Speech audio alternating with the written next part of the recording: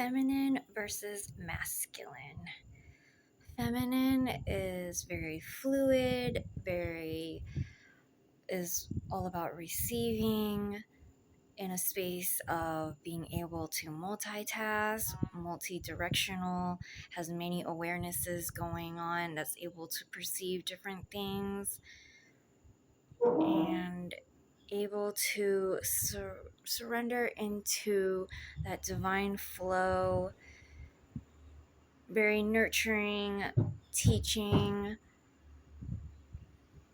And some of the examples are, especially around surrender and flow and tapping into that divinity of the feminine energy, is where an example was during the women's circle.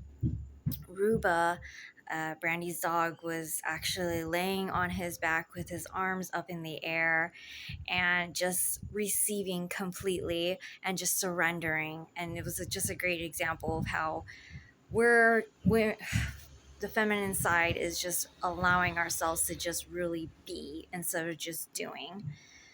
And then another example is like the multitasking. And for a long time, I kind of thought I was wrong for doing that, or I forced myself to do it because it was just a way of trying to get as much done as much as possible because of the productivity that was forced on me, or not being able to sit still, or just wanting to be able to do something while being able to listen to something, being in the kitchen, for an example, while listening to John's sermon. That was, for me, just allowing myself to just get something done while also listening to something that was also feeding my mind and my soul. And I almost made myself wrong for that because I felt like it was trying to take out my ego, and I was in a space of doing. But I realized that it doesn't have to be that way. It's how we look at it. And also, there was a time where I was doing the dishes or something in the kitchen to where at the corner of my eye, I saw Kirk mopping the floor and I moved out of the way. So I wasn't even having to look directly. I just kind of knew, and I knew to step aside so that there would be space for him to mop. With the masculine, it's about doing. It's the serve, protect, provide.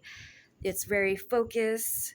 And with that, I can be very hyper focused, where I just can really pay attention to one thing, do it, and ignore whatever surroundings and distractions.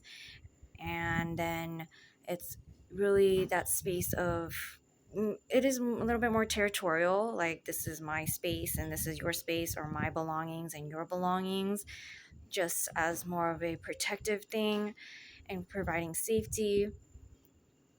And of course, with them together, that balance, and it creates life, but it also creates that way of being able to know we can have both, and it working through anything that's like the toxic masculinity or toxic feminine, and seeing how we can be in balance instead of over pendulating that feminine and masculine.